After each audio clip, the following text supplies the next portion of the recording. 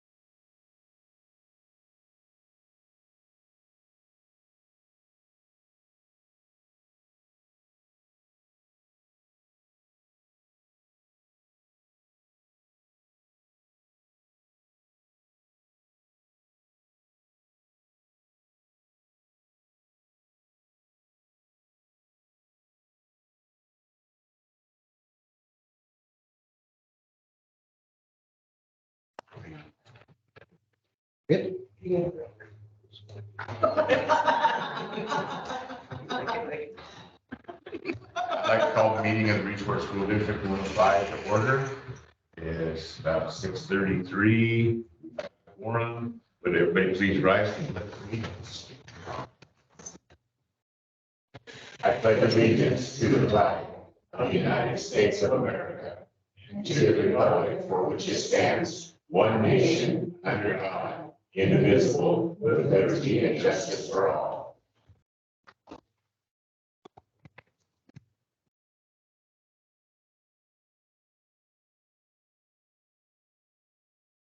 Good evening, everybody.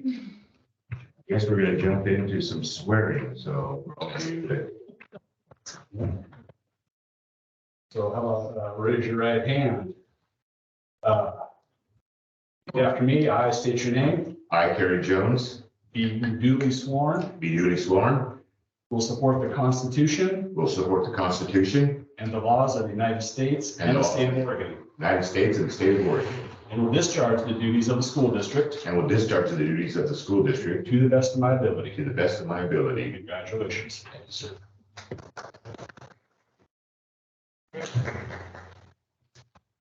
That didn't even hurt. I knew that was coming. Any changes to the agenda? You should have a revised agenda today with some information about the discussion and future agenda topics.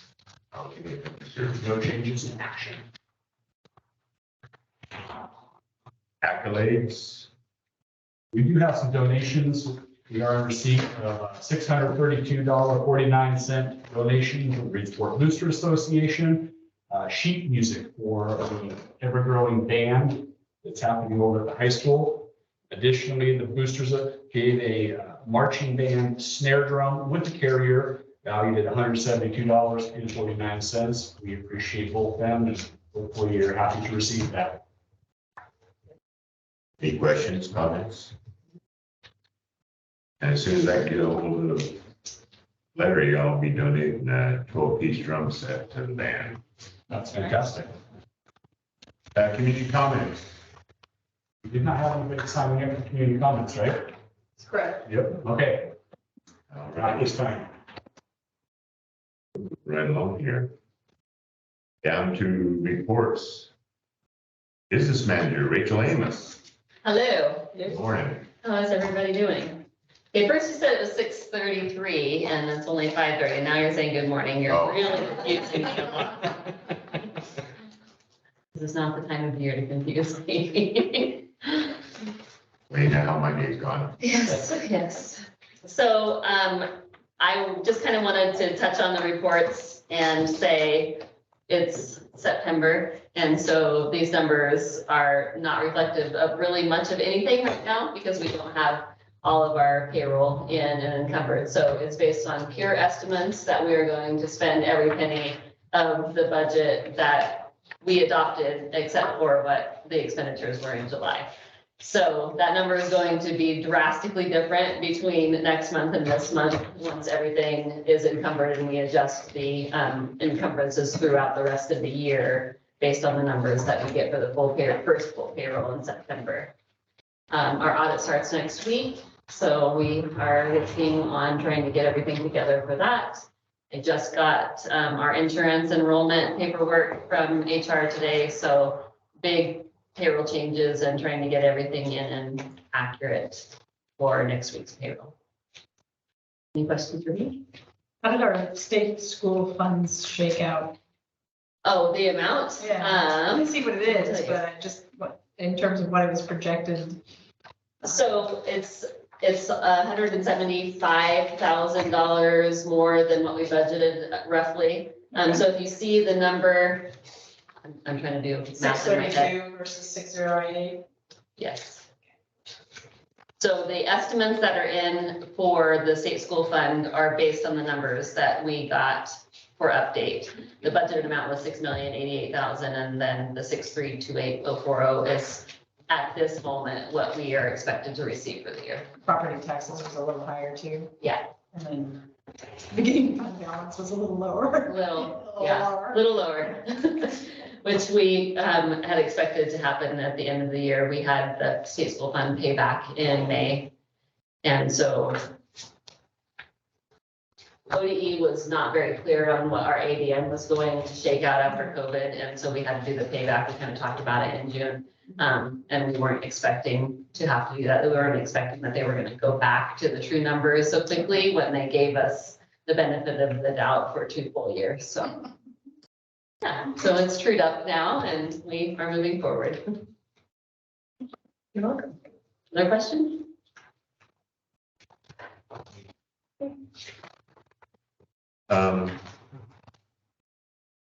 John, you can't tell Rachel about what we're talking about separating on that. No, I didn't see her until we walked in. Who's better way? Corey Jones. There's a big conversation. Wondering how us. Federal force fees that not to be money or state's force fees. That might trickle our way as a result of that. So We should have some state managed timber come in. It won't be federal forest fees, but it'll be state managed timber. I have no idea what those allocation formulas are based on when they do those, but we should get those by May. We usually get them the first part of May when we have state managed timber. Okay, on the Coos Bay Wagon Road one, that is that BLM one that was designed strictly for Western Douglas schools and Coos County schools. That was 7.3 million. Yeah. So is there any way that we could find out, or you could find out what our allocation would be from that? I can certainly try. Yeah, don't try and call the commissioners, because I've done that several times and I must be on the bad boy list or something. I'm not getting a call back. Yes, I will. I'm just kind of wondering though, so I know that there's a lot of going on with Douglas County, especially Western Douglas County. They're doing all this camping stuff, and then of course the Coos County, they're needing to spend $78 million on that deep water dock and that container structure and stuff. So just worried that, because originally that was all penciled out for school. So I just want to make sure that. Yeah, I mean, we have our permanent tax levy that we enter in. We have to send the resolution and the adopted budget every year to the assessor's office. And so, I mean, that is locked in and it's automatic. So the extra money that they're spending is not based on what our permanent tax levy rates are. Thank you. And I will say, the good news is no matter what that money is for state managed timber or federal forest fees, they reinterpreted the law correctly, in my opinion, the year before last, that they are not taking it away from our state school fund anymore. Oh. It used to be that anytime we got that extra money, we would just lose it out of the state school fund, so we were nowhere for the better, but now it's just extra money in our pocket, so that's Oh, great. that's kind of nice. Yeah. Mhm.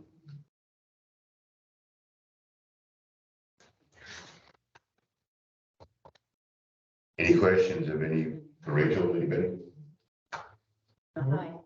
Just curious if that was an OSBA logging effort.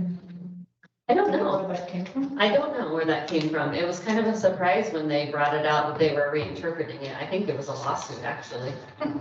That's the only way. Yes. imagine the legislature would do that. It's their heart. No. Okay, moving on, then we're gonna move to our superintendent report. First, I'd like to introduce Lisa Russell to you, your new elementary school principal. We hired her last month. Family obligations kept her away, so this is her first board meeting. Glad to have you here. And as such, I did not push her in the first time board meeting for any extra report details. So outside of what I have observed walking through, which is a lot of smiling kids and a lot of very productive teachers at the elementary school, a little lean on the report side. At the high school end of business, the 7th and 8th graders came to school one day before everybody else in the building because they got introduced to their house system. And house system is based off the Ron Clark Academy, nationally acclaimed school, Georgia, right, Jay? Yep. Georgia. And they just have a very demonstrated track record of success. And part of it, I believe, is the amount of investment that students have being in school, being good classmates, being good students in the school. And there's quite a bit that goes into it. So the 7th and 8th graders arriving one day early was just a lot of instruction, preparation for them to start learning how they were going to be part of and members in this house system. And how next year, they move into 8th grade and freshman year, we're just continue to grow the participation there. So it's not a junior high thing, but high school staff felt that the best target group for them to focus on was going to be the 7th and 8th graders. The houses that are over at the high school are based on one of 4 characteristics. Students are assigned for the entire year to one of those 4 houses, and it was random. They literally spun a wheel. Well, very Harry Potter-esque. Yeah, they spun a wheel and it was random. So you're not necessarily with your buddies and you're not necessarily with your best friends, but you do have a common goal of working towards the betterment of your education with your house members. So camaraderie, determination, innovation, and empathy are 4 houses. They work together in their classes, they work together at lunchtime, they work together at assemblies, just everything that they do in school to earn points at the end of the year. Bragging rights go to the team, to the house that earned the most points. But just learning to do schoolwork. They also emphasize particular rules. First week of school, there was 2 rules based on kind of like soft skills. How do we maintain orderly structures in our school? How do we form lines and walk around the school? How do we treat our substitute teachers?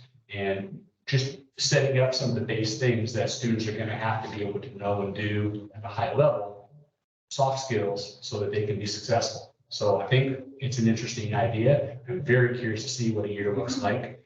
Some the teachers there were very excited after that first day. Best school year start ever, with some of the comments that we heard. I think overall that climate will be very positive for the building. So very interested to see how that plays its way out for this year and for years to come. Is there a website or a link to what it is and how? Ron Clark Academy would be probably a good. Clark? Yeah, Clark. And he's written several books, been on Oprah. He's pretty renowned. Okay, thank you. Clark with an E or no? A. Oh, C-L-A-R-K. Okay. Ron Clark. So how do they progress as time goes on? Do they rotate through houses? So they stay in the same house every year, or will they, stay in their houses? they'll stay in their same house as they go through their whole schools? Very Harry Potter-esque. They What's that? Stay in your house. Okay. Are points awarded by teachers? How are points distributed? My understanding is that variety mechanism, so it could be as simple as the lunch lady walking through the cafeteria after everybody leaves, knowing what houses sat where, and did they clean up after themselves? Were they courteous? It can be that simple, or it can be very competitive directly on, we're going to fundraise, or we're going to work overall GPA for our collective house. So anything you can do to focus an area of attention on students' parts towards the collective effort. Competition's good. Hopefully it gives them, who don't otherwise have a reason to be at school, Right. and the Help opportunity the to team. find some new people that they didn't realize they had something in common with, and to want to come to school for a purpose.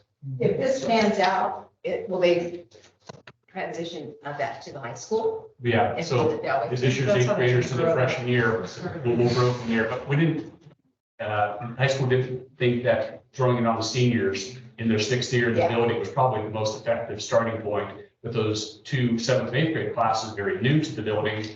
This year's 8th graders, pretty interesting group, pretty solid and pretty willing to follow direction, and 7th graders not knowing any better, perfect group to to lump into that. Okay, Is so there the a name cost of to it, it? There's a Is cost. there a cost to the program? Teachers' blood, sweat, and tears. Okay. They're very invested. Their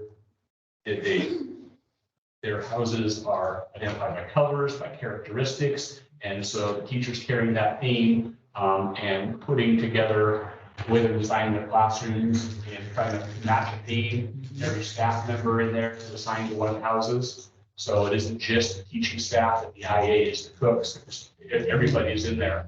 And you have allies throughout the building. Any chance that there's a downward movement into the elementary? Haven't discussed that. Is there an option for that? though? I Um, mean, is there a program? I think the Guy Clark model, as I understood, goes down into lower grades, but I don't know if that's a discussion yet. They're a little bit head nodding, but we haven't discussed that. I haven't discussed that. We talked about integrating, sort of continuity between buildings and so. I think it'd be good to watch this first year, see how it goes. Teacher investment is going to be important because it's only going to be as good as the staff who are leading it, running it. And if people see that it plays well for them and makes their overall jobs easier, it's going to be very easy to support its growth. And how is success defined? Grade point average?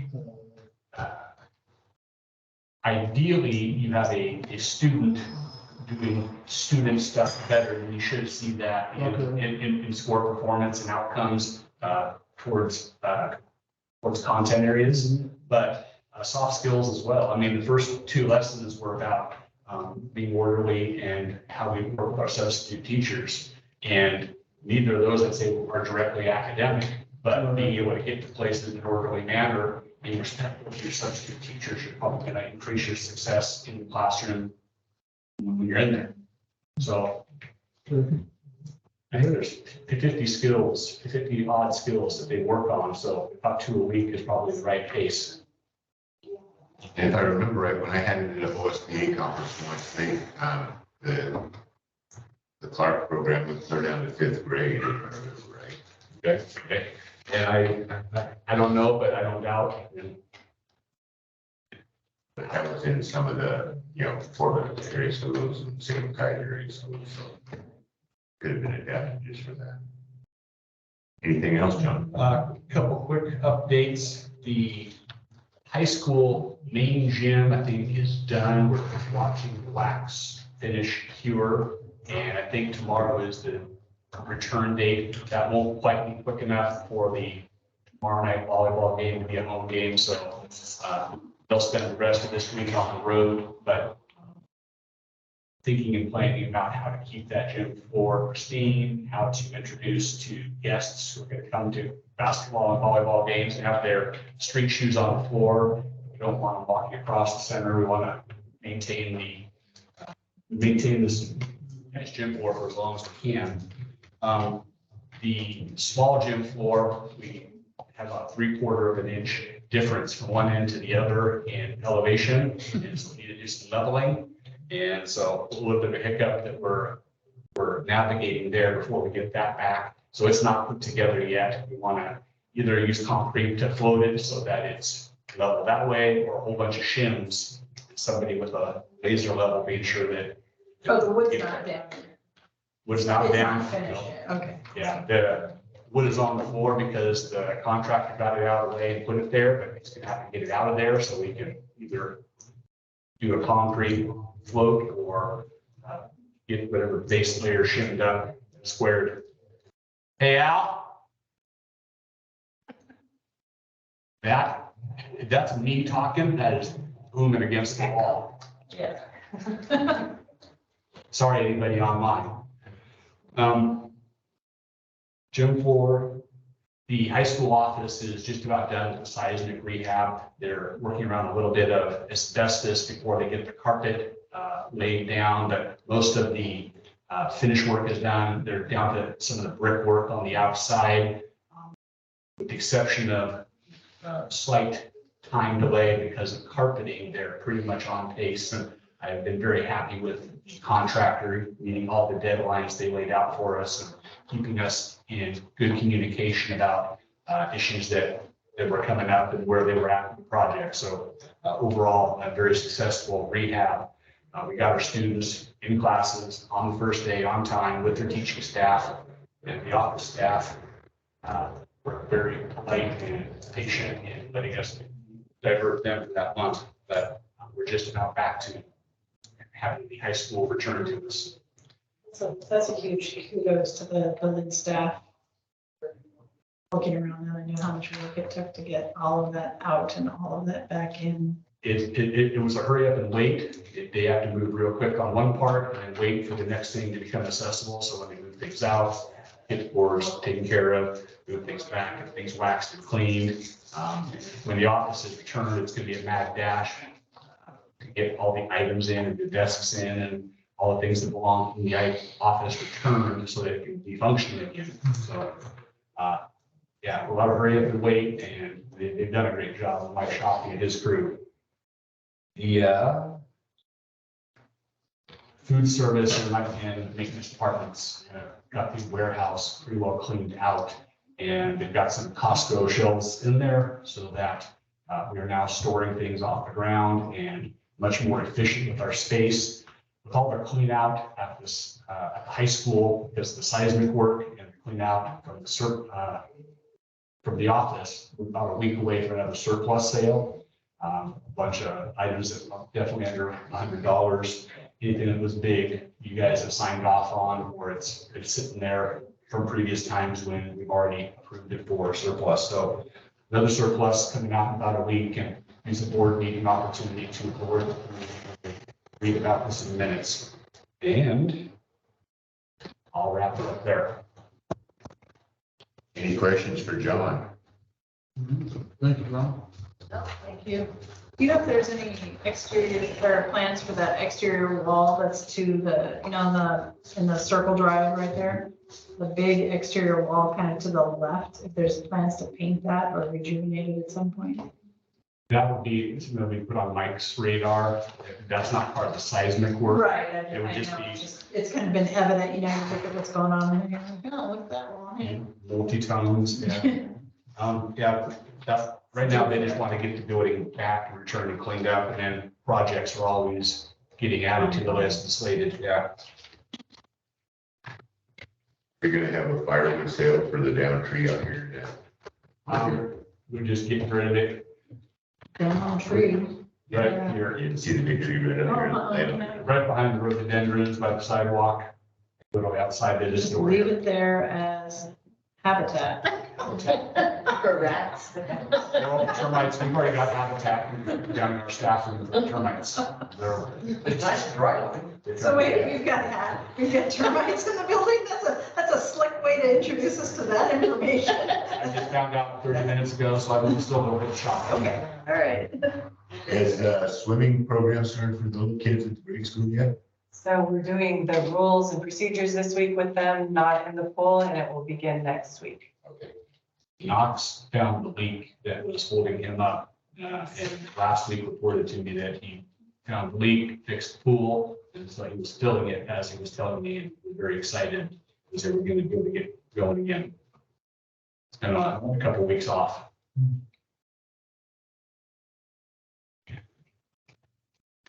Did you write that down for future reference for our, talk about our bond thing? It's on there for discussion after action items before executive session. Good. Okay.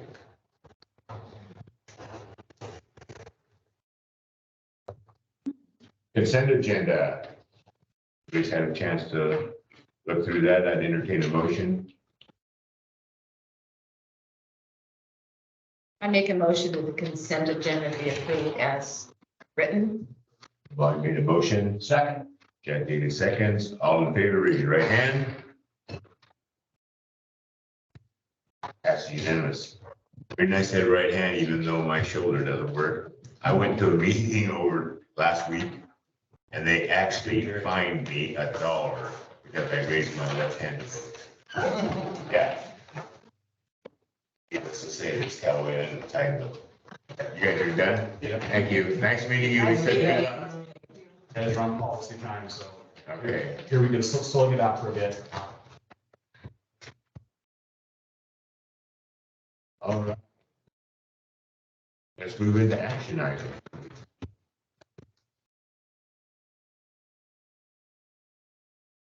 So if you'd like me to leave the policy run through here, I've got a couple I'm gonna ask you to take note of as I go through, and if you'll please let me know which ones you want to pull out, we'll review. I've got the book here with me. Number one, policy IGCA postgraduate scholar program. I'm recommending we do not adopt. Policy IGCD number 2, advanced college, is recommended for delete. Policy IGCF, student community relations, is recommended for delete. Policy IGCG, service learning, is recommended for delete. Policy IGD, co-curricular and extracurricular activities, is recommended with updates. Policy IGDA, student organizations, recommended for update. Policy IGDB, student publications, recommended for update, and there was some typos in this one, but that's part of the updates. So they'll be cut those. Number Those are 8. cleaned up. Okay, it's typo stuff, but we've been finding, the letter C was very prominent in at least 3 of them. Number 8 on your agenda, policy IGDD, student performances, has recommended updates. Policy IGDE, student activity, recommended to keep. Number 10, policy IGDF, student fundraising activities, has recommended updates. Number 11, policy IGDG, student activity funds, with recommended updates. Policy IGDH, contests for students, recommended updates. Number 13, policy IGDJ, interscholastic activities, is proposed.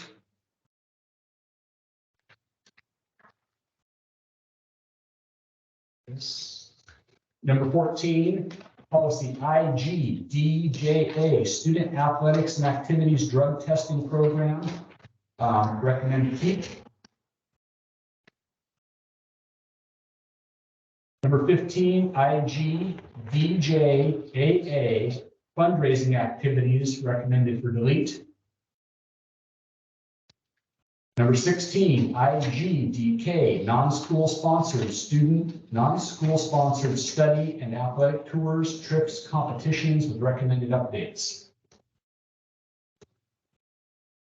Number 17 on the agenda, policy IGE, adult education programs, recommended for delete. Number 18, policy IGEB, adult high school programs, recommended for delete. Number 19, policy IH, instructional arrangements, recommended for delete. Number 20, policy IHB, class size, recommended updates. Number 21, IHGA, alternative instructional programs, recommended for delete. 22, policy II, instructional resources, instructional materials, also recommended for delete. Number 23, policy IIA, instructional resources, instructional materials, updated. Number 24, policy IIAA, textbook adoption, recommended for delete. Number 25, IIABB, use of films in the school, recommended for update.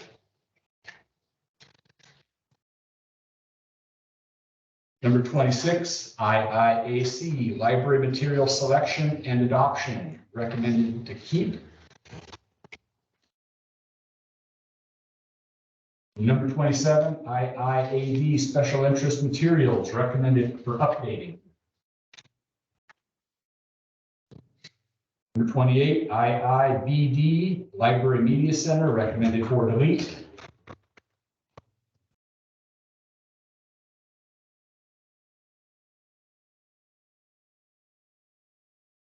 Sorry, 26, what was your recommendation? 26 was to keep. To keep. Okay. Yep. Okay. Come out on 29. Number 29, policy IIBGA, electronic communication systems, recommended for update. All right, next page, number 30. Policy IIBGB, web pages. Thought about this one hard, but recommended for update. Still have to hang on to hours, but it's not really a thing for students, so. 31, policy IICA, field trips and special events, recommended for update. Number 32, IICB, community resource persons, recommended for update. Number 33, IICC, volunteers, recommended for update. Number 34, IJ, school counseling program, recommended for update. Number 35, IJA, confidentiality counseling, recommended delete. Number 36, IK, academic achievement, recommended for update. Number 37, IKA, grading and reporting system, recommended for update. Number 38, IKAB, student progress reports to parents, recommended delete. Number 39 is up for proposal. I am not recommending that you adopt this. Number 39 is IKAC, high school classes for pre-grade 9 students. I'm recommending we do not do anything with this, just let it go. Hey, John, so the Yes. progress reports to parents, Sorry. progress reports to parents, we're not giving We- progress reports. We do, we just don't need it in policy, or else it is addressed elsewhere in other policy. Okay. Yeah, we absolutely do give progress reports. So with 39, I'm not recommending we're doing anything with it. Okay, number 40, IKAD, grade reduction credit denial is recommended for update. Bonnie, is this the one you wanted me to Yeah, catch? that's the one I wanted to. So Bonnie wants to talk about number 40. Okay, 41, IKB homework is recommended for delete.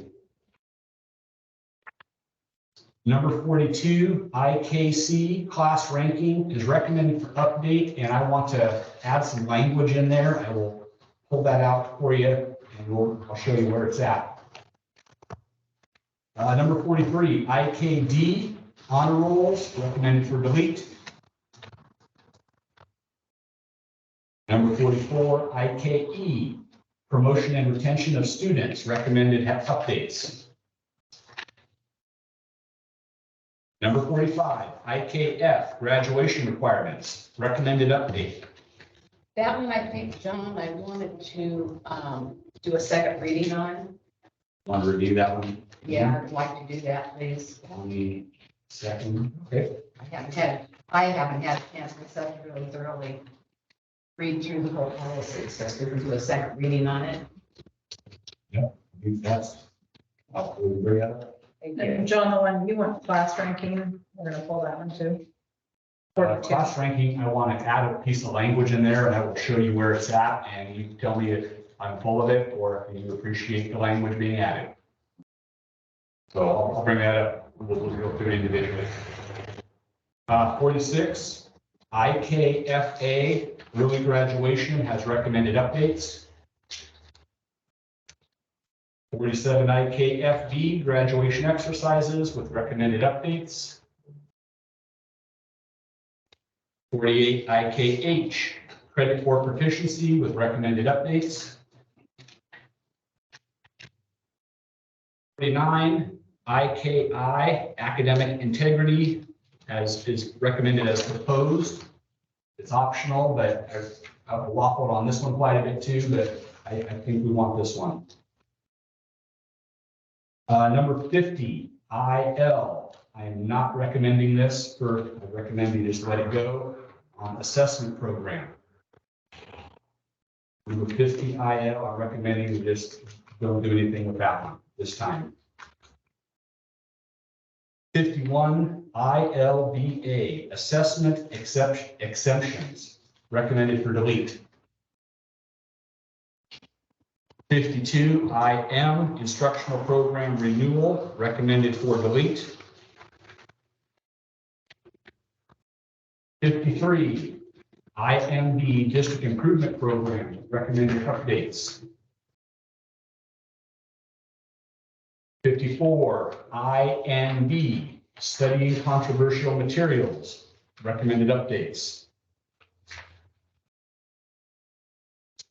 55, INCA, political figures in the school, recommended for update. 56, INDB, flag displays and salutes, recommended updates. 57, INE, assemblies, recommended for delete. Number 58, policy ING, animals in district facilities, recommended for update. And 59, policy INI, animal dissection, recommended to keep.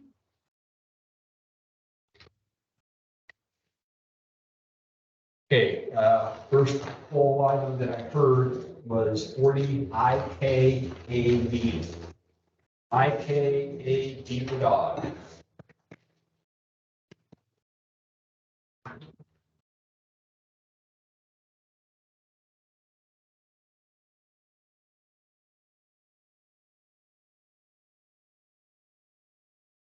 Credit reduction, credit denial.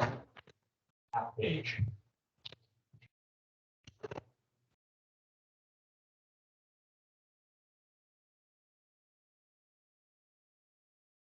If you have a question or interest in that one. Yeah, I was curious if that was our current practice.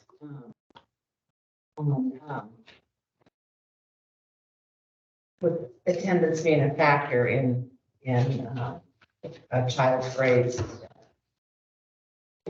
And I think the best answer is kind of, it generally depends. Performance opportunity like music, PE, where being there to participate is pretty important, would have an impact on a student's ability to demonstrate that they know what's going on, they know how to perform a skill. So it can be an indirect. We don't encourage teachers to grade on 10 points per day as a sole factor of you have an A for the day because you're here, because we want the emphasis to be on what are you learning, what's the outcome that you're going to be able to demonstrate as a result of your learning. So could it be indirectly, some of the performance-based courses would carry that, but generally it's not a practice. What would be your concern? Well, some kids, they might miss a lot of school, but yet they know the curriculum and stuff and they can ace it, which they might be held, their grades might not, their absences might reflect on their grade work if they are truly an A student, but yet they've missed a lot of school and stuff, but yet they can document that they can perform. Why should they be penalized? Because Are you talking excused absences or? inexcused I'm absences? just, a lot of kids, if they're bored with the class, they know the materials and stuff, and they just dodge the class, then they're Do you unexcused get for to sure. do you get to not show up at work because you're, maybe say you're getting all your work done? I don't know. I think was never done. I think attendance is part of, Well, I do and too. integral to attending school. It's, you know, being there, showing up and doing your, you know, Well, your job. I agree. That's why I was just asking if this is a I just practice. don't think smart kids get a pass. So John, how much will this affect the kid that takes off and goes with his parents over east to go hunt? You currently have a policy that allows 5 days of hunting excused release, but the student still has to make up work. Right. I mean, there's still some education that they're responsible for while they're. When I was a kid, they would send them over with us. So, you know, excused absence versus unexcused absence is still an absence in the eyes of not being there, hopefully where the learning is happening. And then what sort of replacement opportunity or a second opportunity for a student to learn or demonstrate their learning does the school provide? Hopefully with the house type of a system, there's enough interest in coming to school to teach school students those soft skills of you need to go to work to get your paycheck and you need to go to work to do your work. Where they may not innately possess it in the young age, we can teach it to them. And hopefully, Jerry talks about he wants all of his teachers in his buildings to be so good, they can sell tickets and students would pay to get into their classes. He wants it to be that interesting and that engaging that the students want to be there so badly that they would pay money to do it.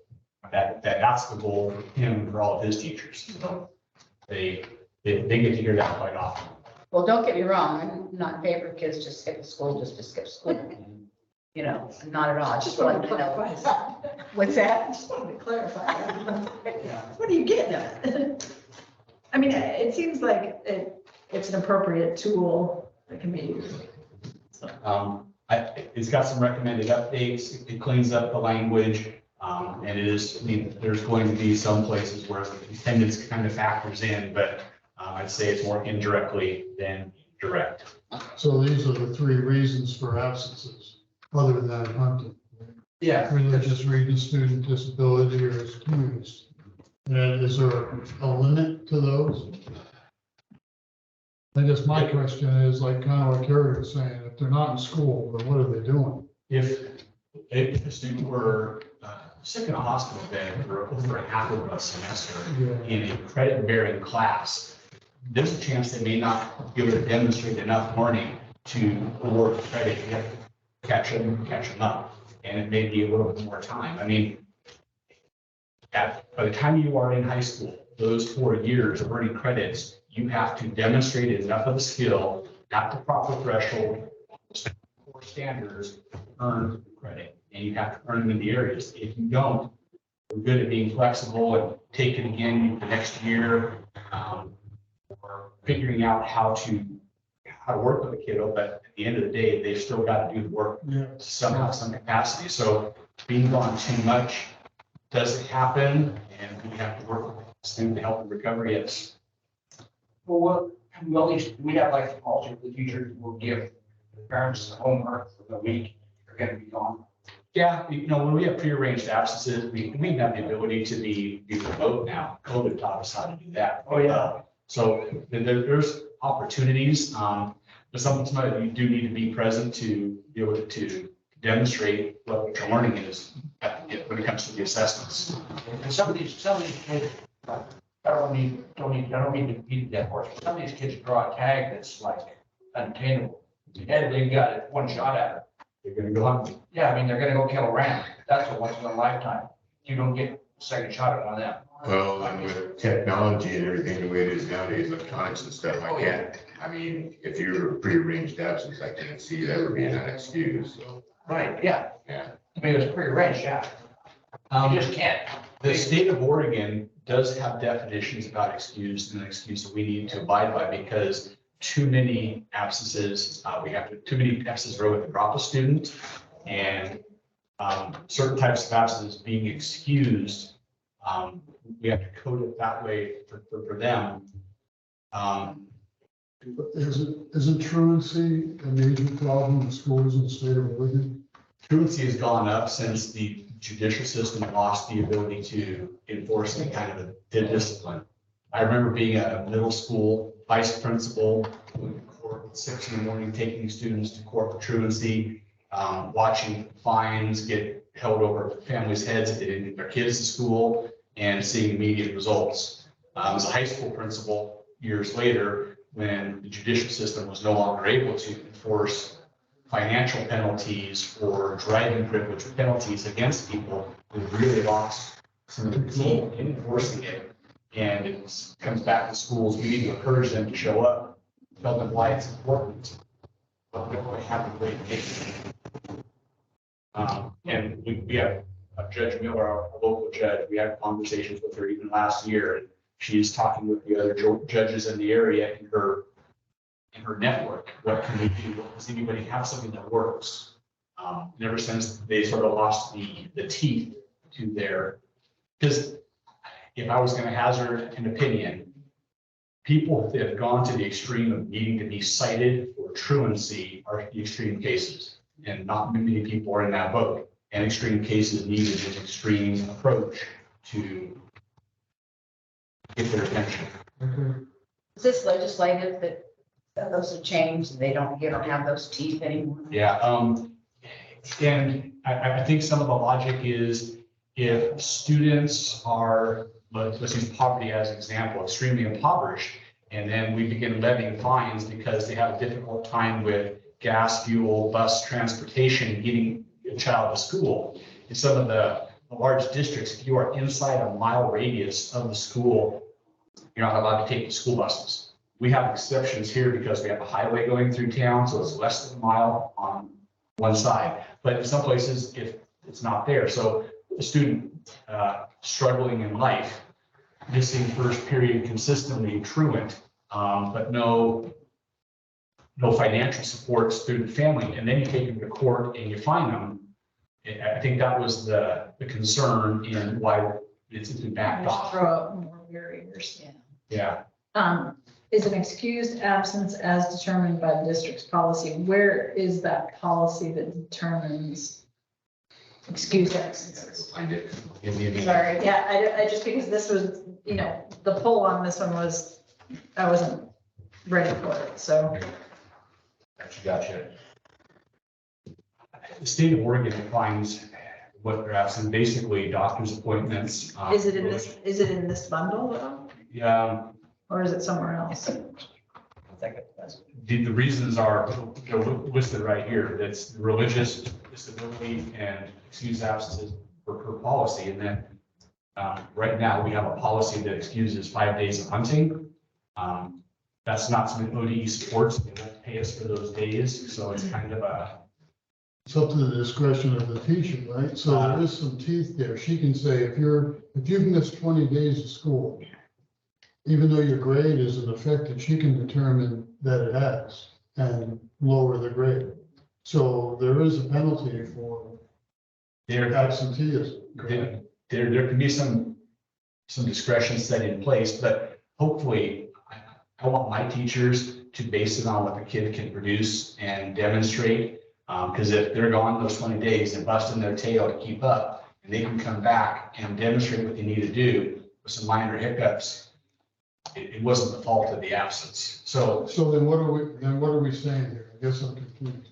That there is the ability for credit reduction, credit denial, and I hope we don't use it, but that policy is in place. And if some participation-based class needed to have that, it is allowable in policy. I'm still going to try to brainstorm with you and help you figure out a different way, but it's there. The collective bargaining agreement that the teachers have negotiated with you all provides them discretion in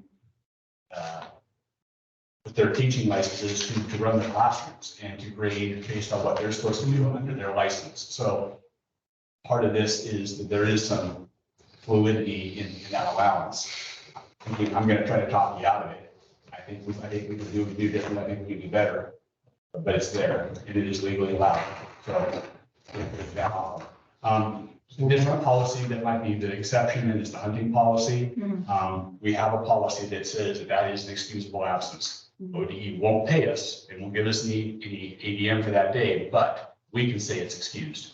So Bonnie, are you asking to remove the No, ability? no, I just wanted Oh. to know if this was a current practice, Okay, that we're Well, using it because, I'm not sure if it's still in effect, but, back like when the kids were, the football coach told them, you're either gonna go hunt, or you're gonna play football, one or the other, but you can't do both.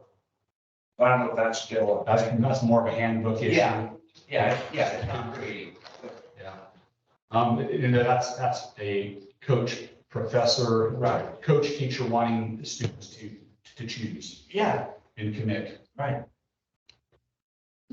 And as long as they make the expectations known and students and families have the ability to make a decision, everybody's informed. thank you. Hi, Casey. IKC, class ranking, IKC for Cat.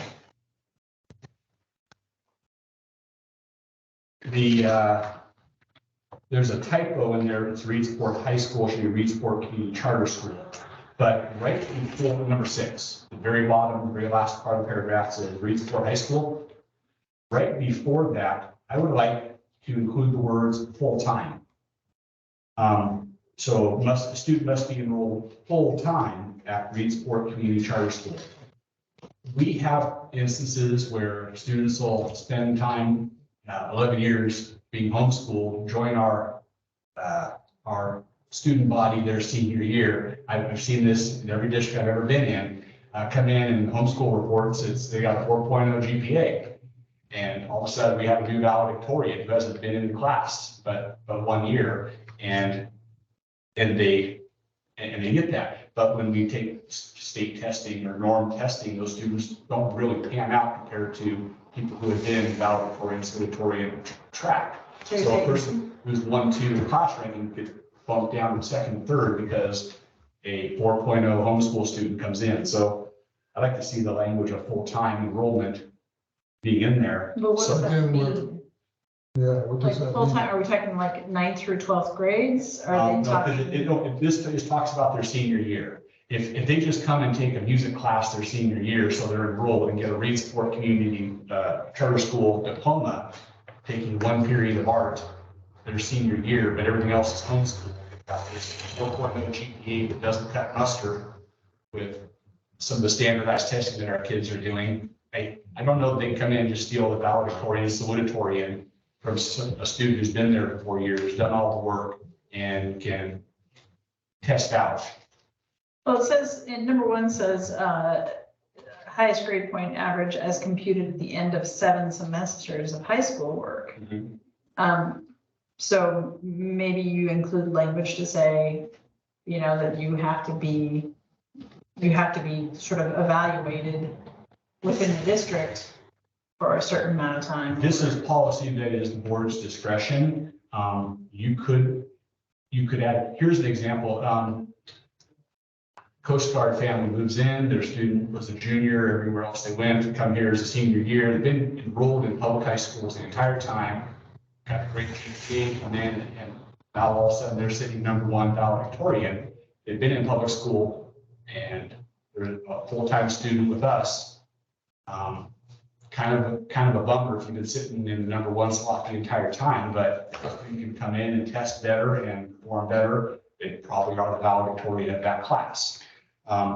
A student who enrolls for 1 period of band, making this up or art, and is otherwise homeschooled the entire time, but because they're now enrolled in the Reedsport School District, they get a Reedsport diploma, they slide in and take that number 1 spot from a student who's otherwise full-time enrolled and been there the entire time, that doesn't feel the same.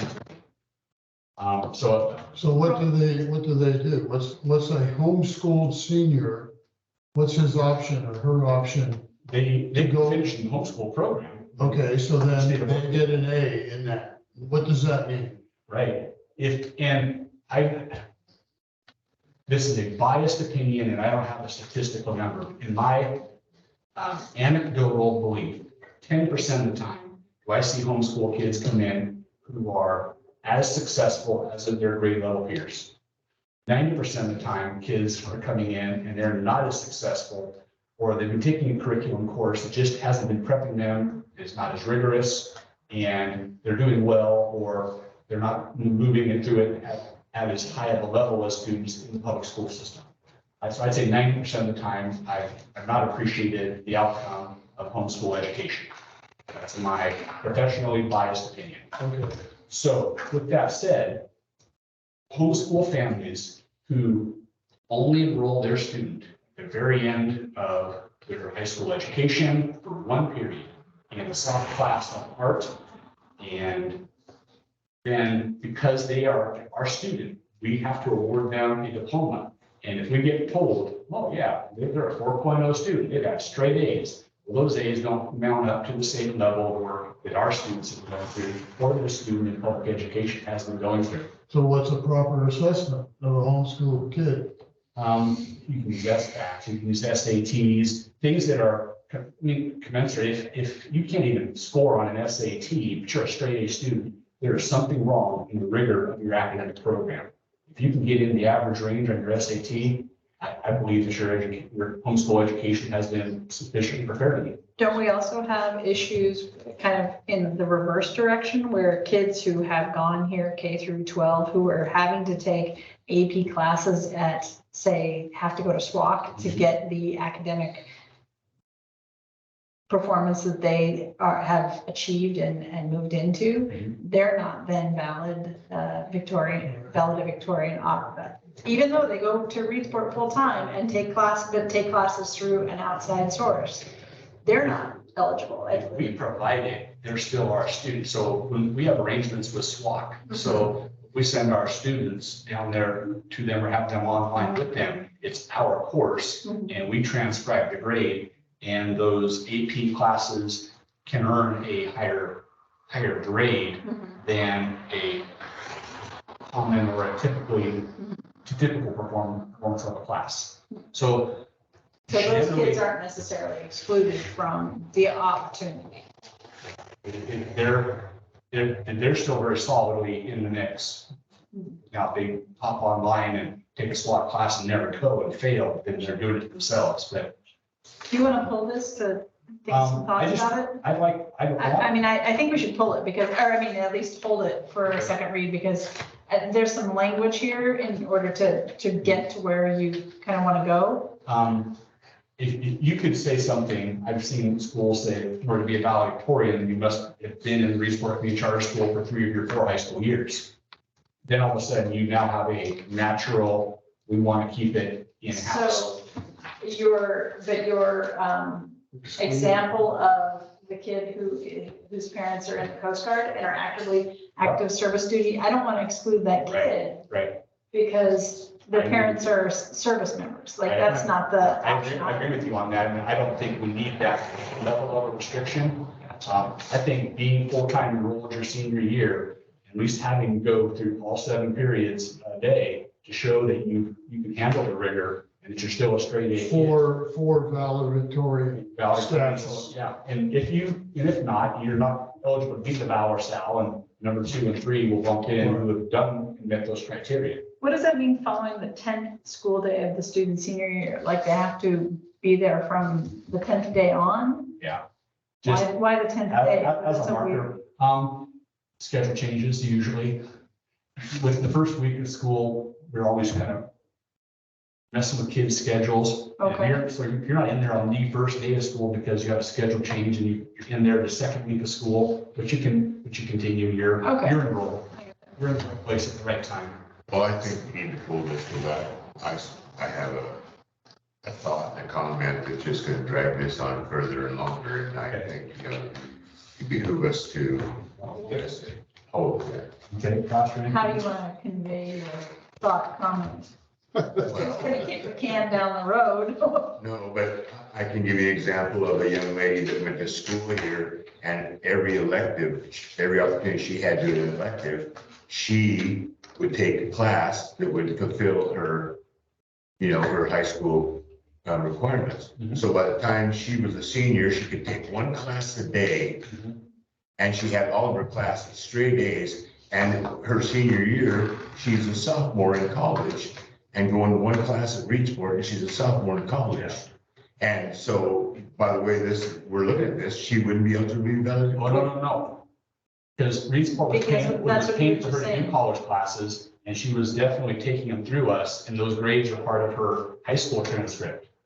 And Oh, the grade she earned in college? Are we talking about a and that's a recent fairly case? typical model, but yeah, those Carrie? sophomore. What's that? You talking about a recent case? No, Oh, one of the recent cases. I've had those examples as a high school principal though, where a high-performing student taking community college classes, but that goes on the high school transcript. That's part of their graduation. They're going to get 28, 30 credits graduating, and then the college takes those dual credits and applies them towards their transcript. And there's good and bad to that. We'll talk about it over coffee sometime, but no, those students do not suffer at all in this. Okay, Can I ask one question before we move on? So a homeschooled kid goes through high school at home. He's done. What does that mean? Does he get a grade to apply for college or whatever? They can get a state of Oregon diploma. Is that what it says? State of Oregon approved diploma? And And that's what they go on as graduating high school? they have to do it usually through the ESD. They have to enroll as a homeschool student. The ESD tracks them and they get stuff turned in and completed. And Bob, there are absolutely some very good homeschool students, very high performing and quality programs who are well prepared. I'm not bagging on homeschool programs in general, on every single one of them. They're just more often than not, see who comes in and then knowing that we've got every 5 years, like who's the valedictorian gets bumped down because somebody comes in, it's like, that kid's SATs, their state test is nowhere near, and they're not performing in the classes that we have, the level the valedictorian was. Why did they lose their positioning just because they came in as a homeschool student? They were gaming the system and it bothered me. Why they would even come to a school? I mean, if they've been homeschooled for, Gaming the system. as a sophomore, and then they step into junior or senior, because there's status and academic like. acceleration that can happen through, When you are homeschooled, you are your only valedictorian. You're a high school valedictorian, then you apply for college scholarships and you're gonna move on. And you go in and snag it off of students who've been there the entire time, Right. even if you don't have the same aptitude. Yeah, I know a kid that came in and played baseball on Tom's team, and he had been homeschooled for how long? He was a great kid. We have, some of these policies you're talking about allow for homeschool students to participate regularly in extracurriculars and activities. That's not the part we're talking about. Yeah, I know. Yeah, we're just talking about the classroom. Right. And gaming that system. So isn't that the problem? Shouldn't we go after that and not the kids? I mean, they're, Don't know how else to do it. Okay. There needs to be a rule somewhere. And one place it could be is in policy. so yeah, if you're a homeschool kid, your senior year, you gotta be in high school if you want a diploma from high school. Well, being full-time. Now, that's what I'm asking you to put in there. Enroll so what full-time at RCCS. so what we do is we'll pull that one and hold it over till next month. In the meantime, you put your thinking cap on and you come up with some strategic language. It gives Okay. us time to be able to come up with the right language, talk to John about it and come up with a solution that is, and we can talk We were many about it. times that are a senior. And you're always able to do that Yeah. in these Okay. policy adoptions. And yeah, so pencil in that word full-time right after enroll and read it, see if there's a different way to come up with it. And then if you want to talk to me on the side or maybe do some research on that. Full-time You wanna meaning, change what to does the full-time research mean? charter? Full-time is, they got a full load, and that period of office aid is still a scheduled class, and they're full-time. They're attending 7 periods. So 7 periods. Yeah. And John, you'd like to add charter in there? Reedsport Community Charter School is a typo. It says Reedsport High School. So that brings up another issue, but we should talk about it at some point. We don't have distinguishing language that still is really relevant for community charter school versus Highland. It's all a charter school now. And so when we're talking about charter school, we should be moving towards adopting language, and I realize it's a big Yeah. process, but anyway, it's like, We are a K-12 RCCS, and we have a building named Highland. And it's an entity, but it's not recognized by the state anymore because both buildings are RCCS. Yeah. We could hop into that pile of weeds later on. right.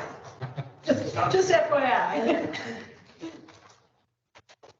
Okay, so we're holding number 42 IKC class ranking. Yes. Okay.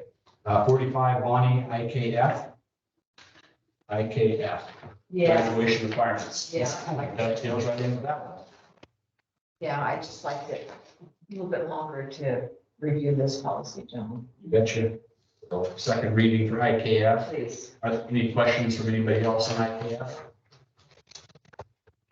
Okay, so just a quick review. The ones that I said no, are not recommending, were number 1. Hold on, didn't you want to look at IL? Oh, maybe that's when you were pulling, but you Yeah, wanted to talk about it? It's, yeah, number 1 says proposed, I'm not recommending that. Number 39 says proposed, I am not recommending that. And number 50 says proposed, I am not recommending that. Otherwise, we took note of our deletes and our updates correctly, I believe. So, Attorney Jones, turn it back over to you. All righty. Let's move into the discussion. We need to take a vote on all these action items. You, Yep. So, you know, we're holding so many. We Second reading. can take action on the other, 57. 40 and 42, or 42 and 45.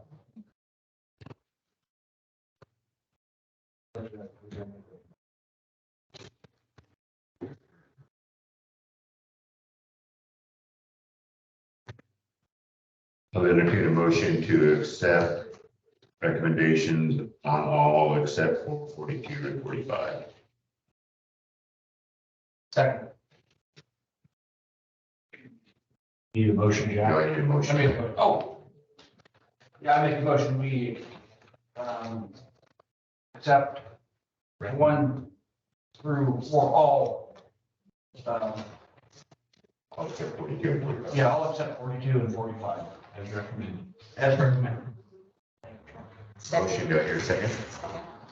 Seconded by Bonnie, made by Jack. All in favor, raise your right hand. Passes unanimously. Thank you. Okay.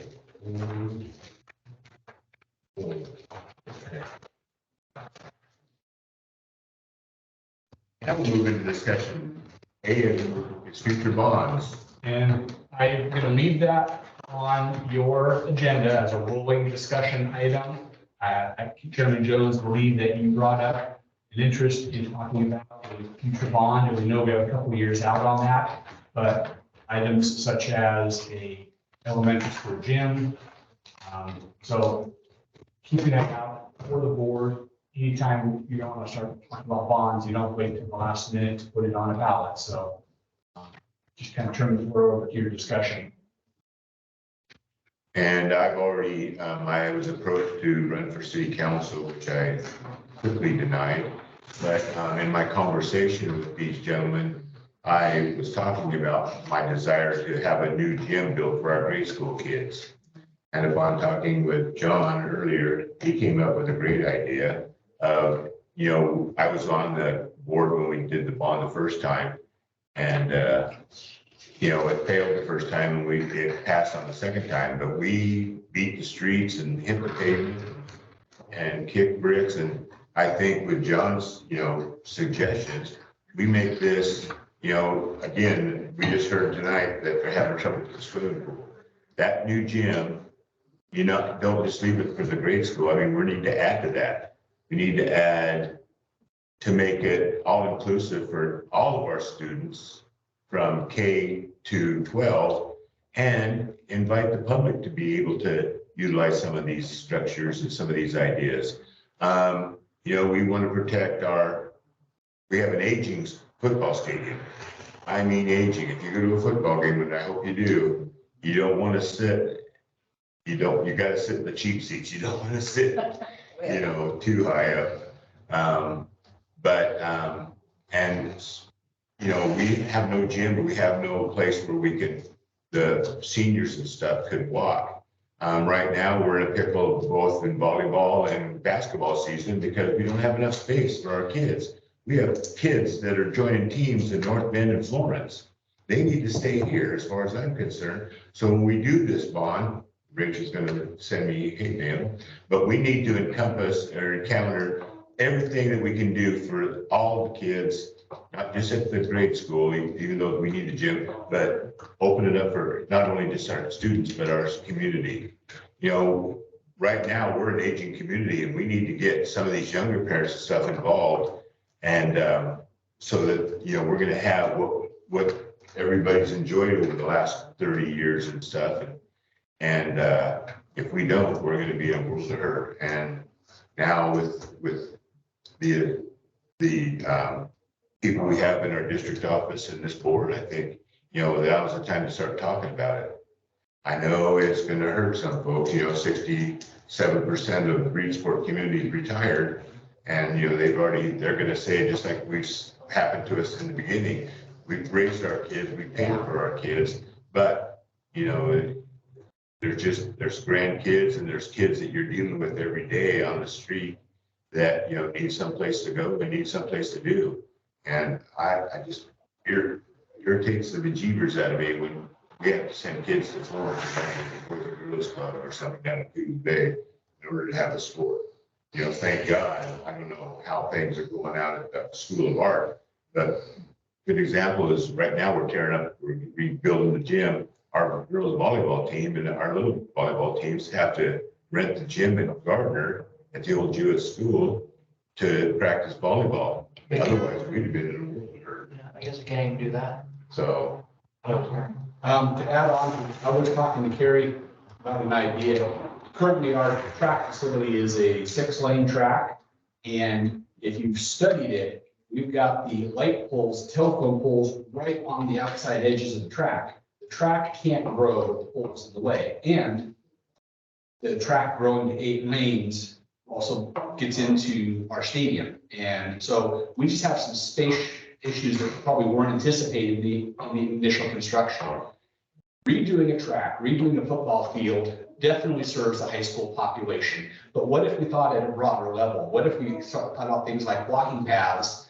We have to routinely tell people that, no, we're not able to open our facility up. It's not something that we're supervising. But what if we intentionally passed a bond with the purpose of rebuilding the football field and a track and incorporating a walking track that the community can access 24/7 when they need it, or that the gymnasium to be built at Highland, perhaps we incorporate locker rooms that put into the swimming pool and make that more accessible for our community groups that are coming in needing to access that. We have a pickleball community that he said, what if there was a way for that new gym to have access on weekends for pickleball people in the wintertime? And be considerate of, we do have an aging population. They do have some interest in accessing our facilities. We have some of the best facilities in the entire community, and being thoughtful in a bond development that allows for those facility uses to happen much more regularly and openly, so that we're sharing space. During school time, our students' access is improved with better facilities, and we maintain our community partnerships and possibly gain votes by sharing with the community the facilities that we build. If you've been to other schools, you've seen those sawdust walking tracks and stations where people can exercise and they do a quarter-mile or half-mile loop and it's measured out. But incorporating something into a design so that you start opening up the interest of the community in using the facility and taking part and making it part of their investment while they're paying for that bond. We don't have a problem, but it could be a problem with a softball field located so far away from the high school. Title IX is a big issue, and we need to pay attention to that. We could move that softball field up to where the football team practices. Have both the baseball and softball fields right there at the high school. Creates another space for the Little League programs in the summer to have a field without waiting for the high school programs to be done. And maybe it opens up some more of the space in the park for some redesign too. So if a complete facility redesign, facelift, to be more inclusive of our needs at the school and more inclusive of our community uses, we might be able to get a good win-win opportunity in a bond project. Does anybody know when the hospital bond is done? Isn't it close to being paid off? And The hospital one? yeah, isn't there like a $500? Oh, that is a can of worms you want to Yeah. open? Go ahead and open that one. We have 10 years left on our bond, So I so, thought we had until 29. no, that's the PERS bond, not the general obligation bond. Oh, Oh, so 10 more years. So is there a way, Rachel, that we could say within 5 years, we could do the new bond, absorb the old bond into the new bond and begin our, our building and our remodeling and stuff that would, is that? There is an option for that. I don't know if it's 5 years, but I can ask when, I don't know, remember the details of what the year was, how many years we had to be into it. I think it was 7, which means we would have 2 more years before we could try to refinance again. But Well, I can ask our. Yeah, I'd like bond to be able to get that counsel. done when we still have you, working with us, next week or Were whatever. you fired? No, No, you're right. no, but the good people are hard to keep and we don't want to lose you. We're just gonna tire out. so what is, how does, this is something I don't know enough about bond markets and, how financing works in terms of, rates and how you get to the point where you're looking at a solvent bond market that you can actually move into. Yeah, the bond market right now is garbage. That's kind of what I'm getting at, Right. like I hear tell, I Yes. don't really know. Yeah, But, if you're doing bond absorption, now is probably not the time that you want to do it. no, Well, No, we're not at right now. least- It's not like you said refinancing your 7, house so- right now is not something you want to do, just Yes. in that basic language. Yeah, we're gonna be talking 5 to 7 years, obviously, so Yeah. hopefully that'll improve. But it's very interesting with talking with some of these business leaders that want me to run for council and doing some of the things I'm doing around the city, in my other elected positions. It's amazing how many questions get asked, not just about how good are our schools, but what do the schools offer the community at the same time? Even up at the hospital, I was talking with a gentleman, says, what did the schools do for the community? Well, my first answer would be, the dummy that I am, was that, well, the hospitals for the hospital, the schools are for the kids. What do you mean? And so we discussed that a little more, and then I went outside and kicked myself in the backside and said, yeah, well, that makes sense, because like John said, there are schools that you can't get the football field and the track are fenced off, but they have that little track around it. I'm thinking of Lost River High School down in Klamath School District. You can, then adults and stuff can use that outside track, and it's just red cinder rock. It's nothing fancy, but they can't get in and destroy the football field. And the softball field is the same way. It can't, if our softball field was over there, it could be fenced out, locked up like it is now, like the baseball field is. The girls wouldn't have to go out 15 minutes before softball practice and pick up all the dog piles. So it'd be at the high school, it'd be under lock, and it's just something good. And so, like Rachel said, we've got a lot of years we can start thinking about, but now is the time to start talking about it, so that when we get ready to do this, we have a great plan and we're ready to implement it. So one of the things you really have to kind of start with is a consultation design process. You have to, sort of set your vision, create your vision for that long-term goal. And then you have to sort of figure out a design for it and what it would encompass, and then, somehow project what it would cost 10 years in the future, which isn't, don't even think about it, but you gotta kind of do all that stuff now. So where would you see us starting in terms of that, create the vision I piece? think a design, but then immediate solicitation of input. Here's an idea we were thinking about. What do you think? And really trying to pull in stakeholders. Does this even interest you? Because if our design is completely off to more than 50% of our population who would cast a vote, we have the wrong design, we're not going to get there. Are you talking about a committee process, creation of a committee? I think it's a committee and it's a lot of, get a design, get input. And if we take the input, we adjust the design. I mean, we do several rounds of, is this what people want to see happen? Is this the best Reed Sport community school system that we can put together? It benefits all parties. And then we start talking about projecting costs and working towards a bond. But I think you need to go a couple rounds of design input, and then try to project out, well, this is what it's going to cost, and then get input again. Are we still on board with this design, or is it too expensive, or is this something that we think is the right thing that we're willing to pay for? We spent 1.5 years, just as what John is saying, when we did the bond the first time. And we ended up realizing that we left out a group. And so we had several meetings at the senior center and talking to the kids. And we even brought grade school kids in and do our talking for us there a couple of times. And to make, for folks to realize that, yeah, they're not your children, but these are the children you live with every day that you are going to become the adults that are going to be looking out after you in the future. A big piece of what happens, unfortunately, in retirement communities is that young working families and young working professionals get kind of priced out of the community, and there's no, and schools, attractive schools have to be a piece of, bringing people into the community who are going to want to raise kids here, who are going to want to take care of people in health care facilities, who are going to want to be your attorneys and lawyers, we're at a point where we're losing professionals and you can't get people here. And I think you really need things that are attractive, like what you're talking about, a community invested sports, athletic activity, who doesn't like to go for a walk, and who doesn't like to be involved in the swimming?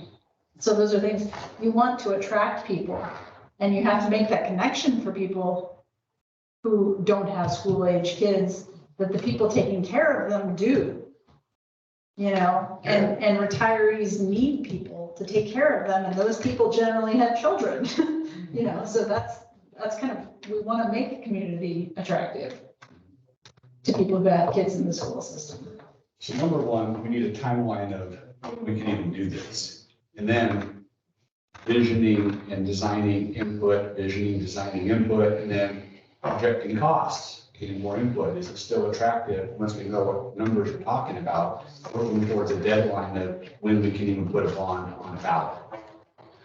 And there's a difference between if you're waiting until the current bond expires versus doing it early and refinancing, because if you are refinancing, then you are adding on to a current levy and charging them more. If you wait till the bond expires, you could potentially just continue it's more successful if you are just continuing on a similar levy amount, so you're not impacting the taxpayers because they're used to pay that same amount, but it just creates a new pot of money. So that's something also to consider when you're talking to your stakeholders. Are they going to be willing to invest more in their property taxes, or are they more willing to just continue what they've been paying?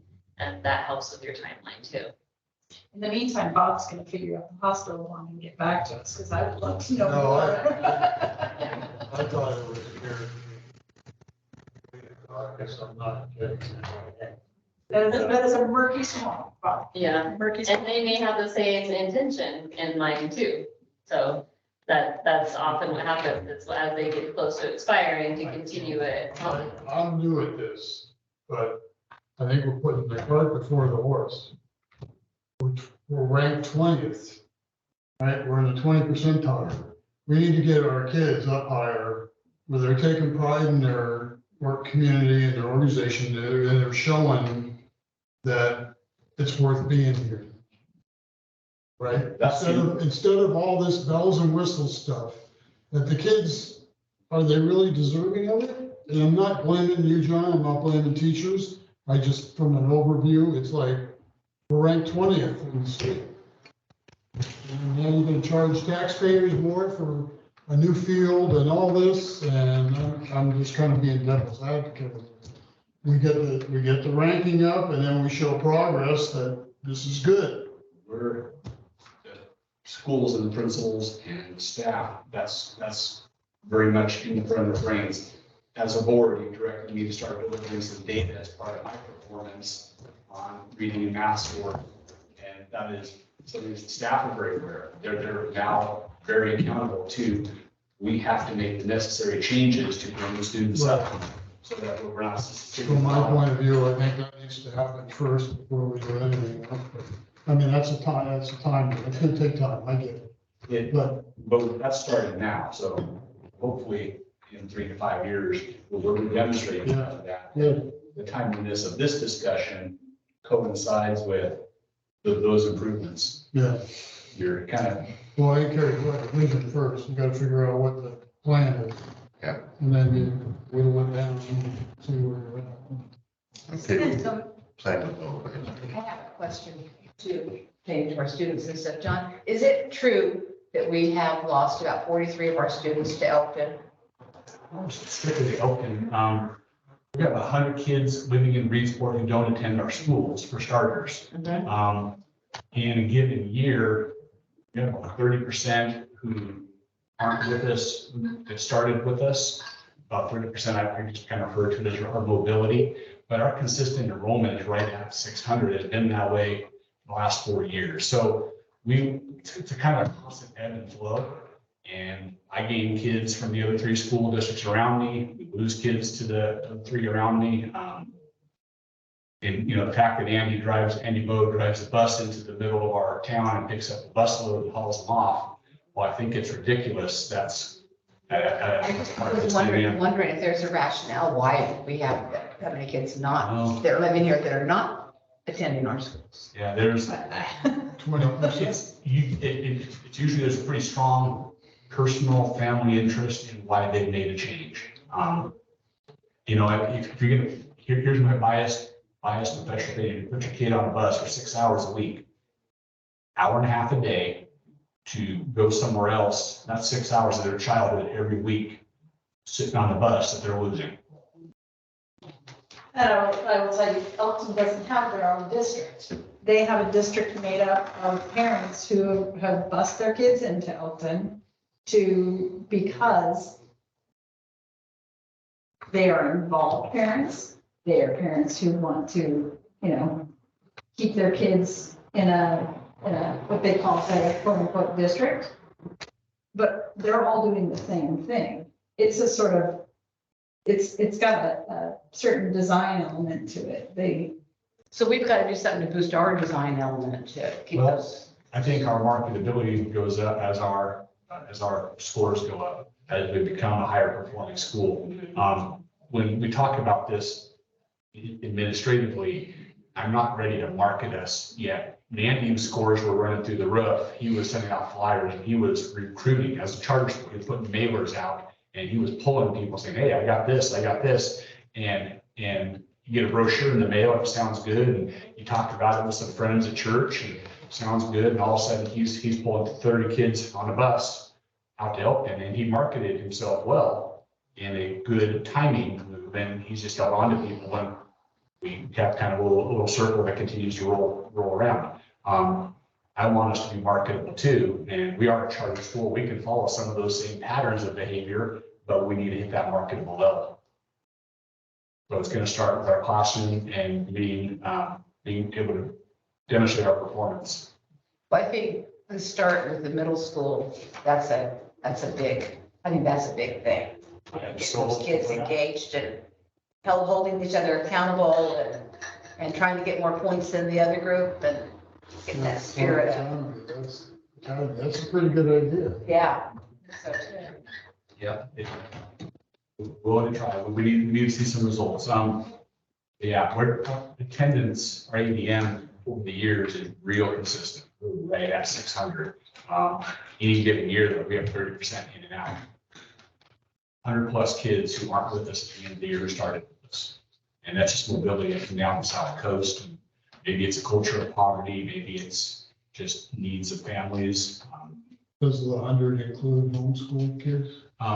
No, the mobility I'm talking about is students enrolling with us and then leaving. Now, we have 100 kids who lived in Reedsport 3 years ago who do not attend our schools.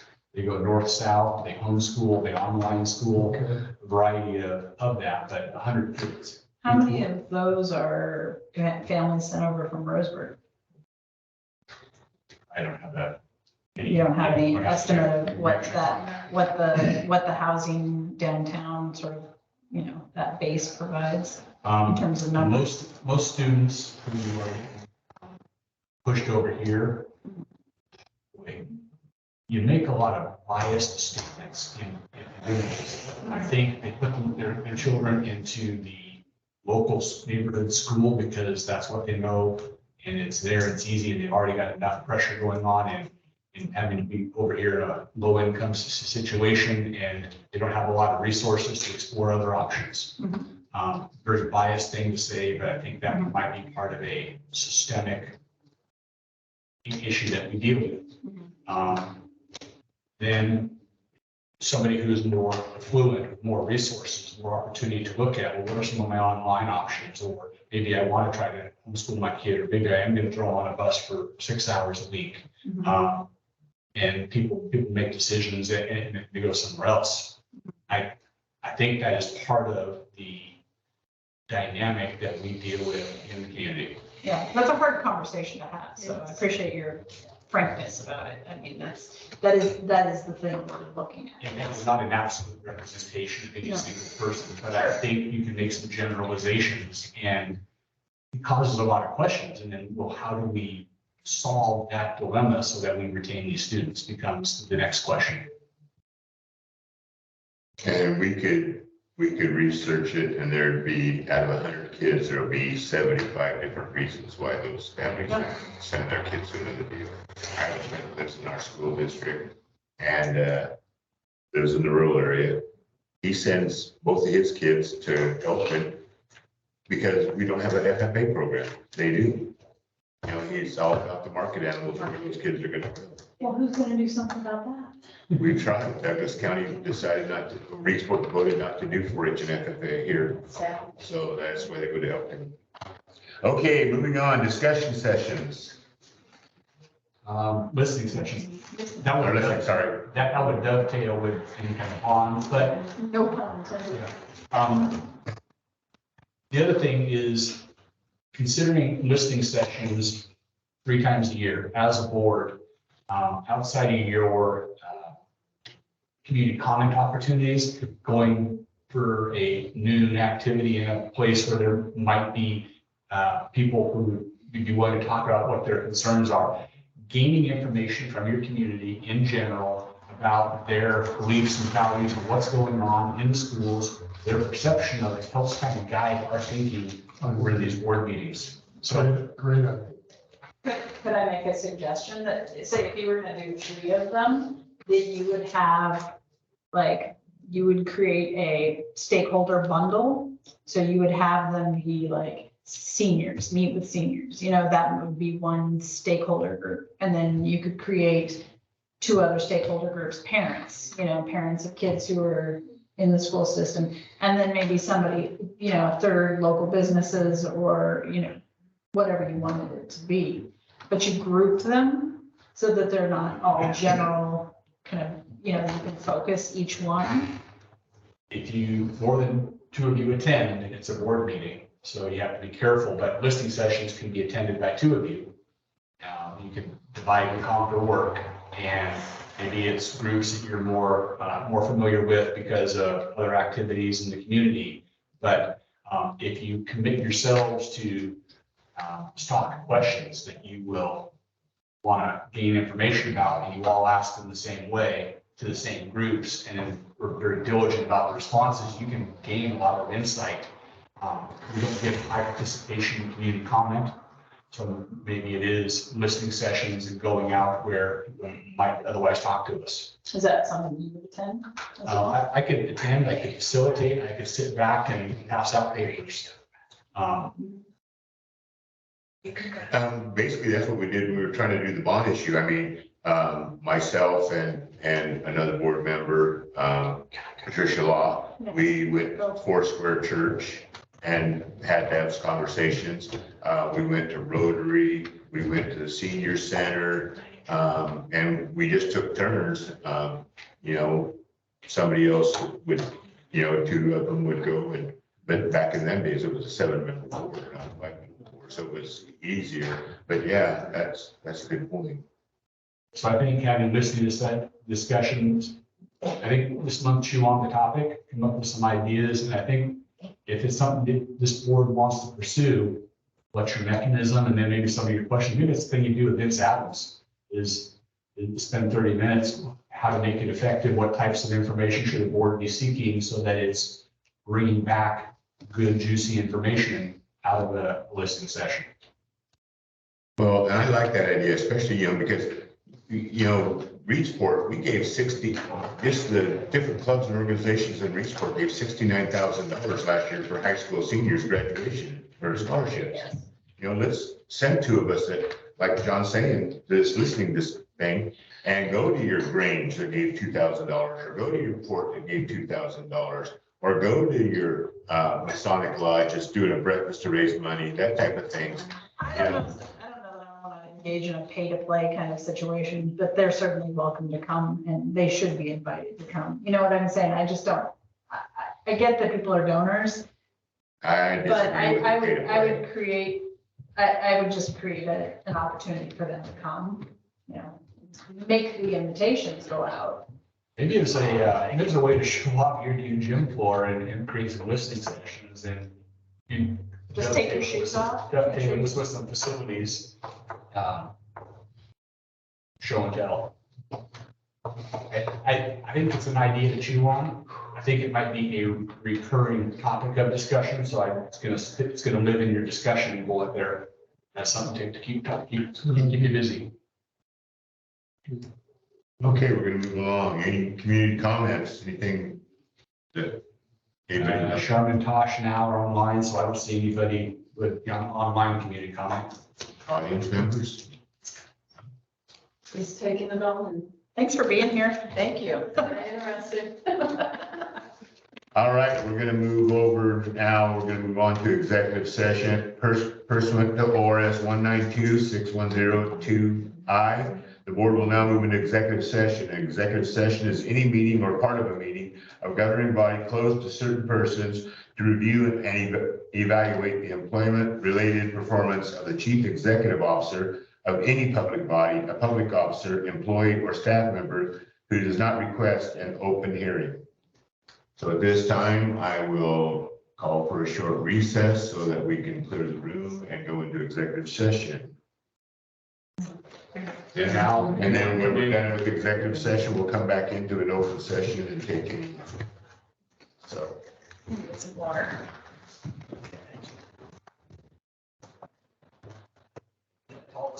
Ray.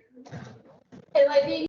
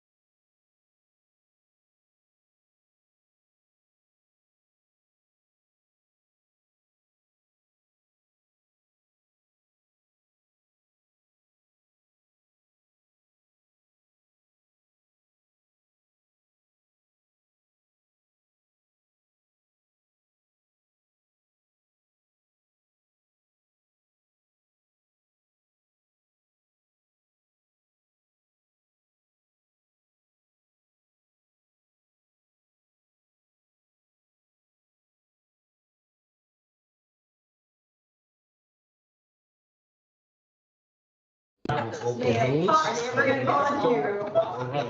Figure out how to get her a phone number. You're welcome. Thank you. I stayed in a yurt on Monday night at Tugman. It was nice. What'd you say? At Tugman in a yurt. It's, yeah, it's just down, it's like lakeside. Down to the bottom of the hill. All right, we're going to come out of executive session at this time. And I would entertain a motion on our discussion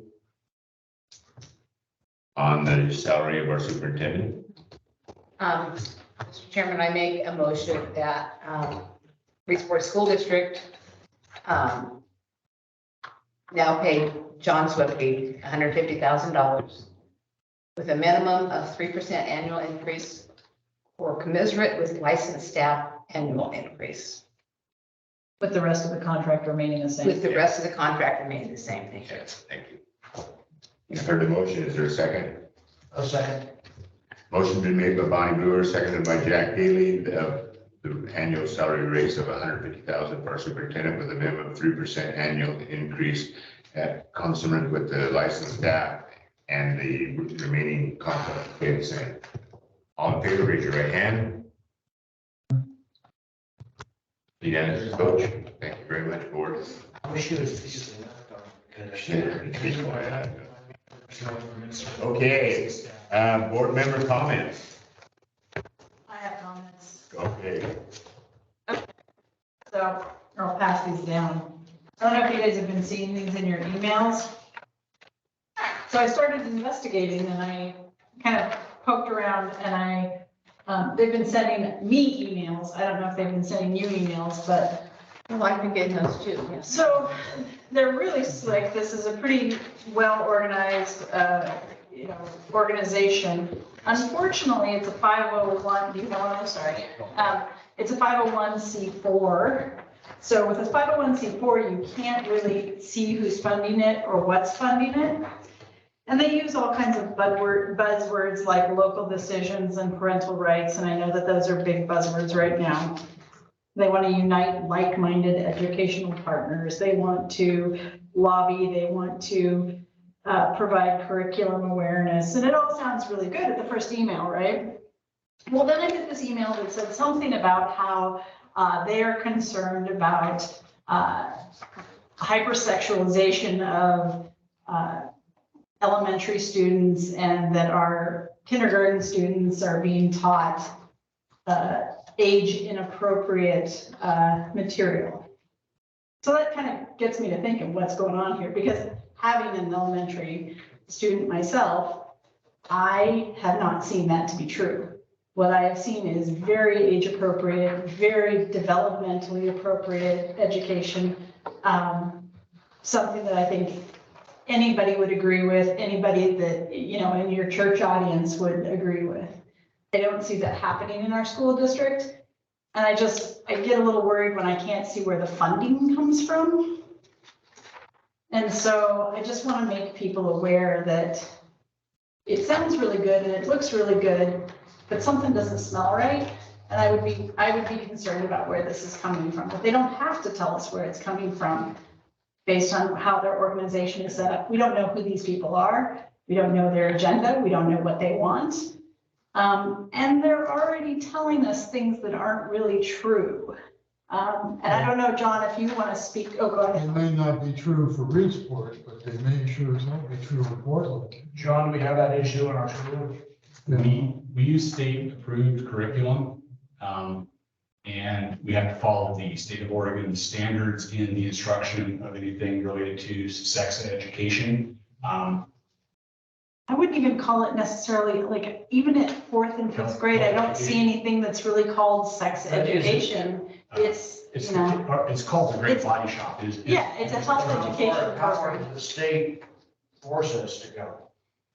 Like, in. Well, we're I doing, provided, Bob, did I give it to you? I gave Bob a copy of the Division 22 standards. It's very clearly defined what we need to do in Division 22 is a report you guys are going to get next month. It's all the state laws specific to education that we have to do if we want to take state money, I would and like to we do. Yeah, I'd because love we to have- see that. I'd love to see that. So, and I'm sorry, I should back up. I should say for the audience or the record that this is called Community School Boards of Oregon. As far as I can tell, it's very recent. There isn't a lot of information online. And ultimately, my concern is I kind of understand the buzzwords, and I know this is pretty slick. This is pretty well funded. This does not come from the state of Oregon. I can almost assure you that this is funded from larger agendas outside of rural Oregon. Right. And there are people who would like to see the Department of Education disbanded. I mean, that is a goal for some of the political interests, and I believe this is a politically motivated campaign. And unfortunately, those goals don't really benefit or have rural communities. It looks like a lobbying outfit. Oh, yeah, it's slick, Jack, but they do all kinds of really, like, it's pretty slick. And I want us to be careful when we see these kind of things come across our emails, like, we're here to help you. We want to protect your interests, but I think their interests are probably the dismantling of the Department of Education, the federal Department of Education, and that leaves rural schools really kind of in the weeds and left behind. We don't have options for fancy charter schools that, I can have my pick of 6 different, we have a public education system that we hold together with some baling twine sometimes. We don't hear anything about charter schools, but you hear horror stories about public schools. Right, well, And, private schools don't have to tell you what the horror Yeah. stories are. and public schools, charter schools, there's not anything that's bad about, a charter school, You never hear it. Right, yes. Right. It's Right. always unfortunate when something bad happens in education because it gains all the all the media attention. Bad news is what sells newspapers, right? Oh, yeah. So we know that something bad happens, they can report on that for days. Yes. And I don't think that's a fair representation of the licensed professionals in the state. Mhm. And I think that when you get a license and the obligations you have to your license and to the students you instruct, I think it is a high standard. Oregon has some of the toughest licensing standards in the country. And it reflects in the dedication of those people. So sometimes we get bad media that causes political action groups to capitalize on it that may not be reflective of the truth. Bonnie, I believe you were the one who asked, but I started assembling this sex ed curriculum again, and we're finishing getting the high school material, and it's available for review. We use a Great Body Shop. It's a state approved curriculum, so it meets all their standards. And when the teacher has done their job, I describe it as net neutral.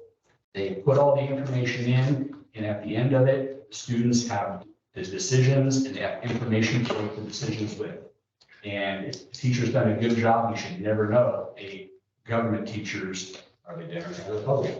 They put the ideas in front of you and you work on it. So a licensed educator doing their job, not making the news because of some dumb mistake is what we have here in Reedsport, and it's reflective of the materials we choose and the instruction that we provide.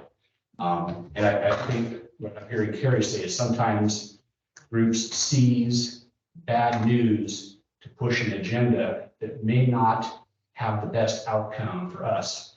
There is no other school within 30 miles of us for our kids to go to if we don't have this school operating. And if a board of education at the state level gets dismantled and we go to dust, then there's no place for our kids to go. We need to still live under the guidance of the Department of Education in Oregon, for better or for worse. Sometimes there are pieces of those rules that I don't know if they remember that small rural schools cannot implement things the same way that Portland can, but for the most part, they have the best interest of students in Oregon in the right place, and privatization of that system is going to leave every 700 students in this district hung out to dry.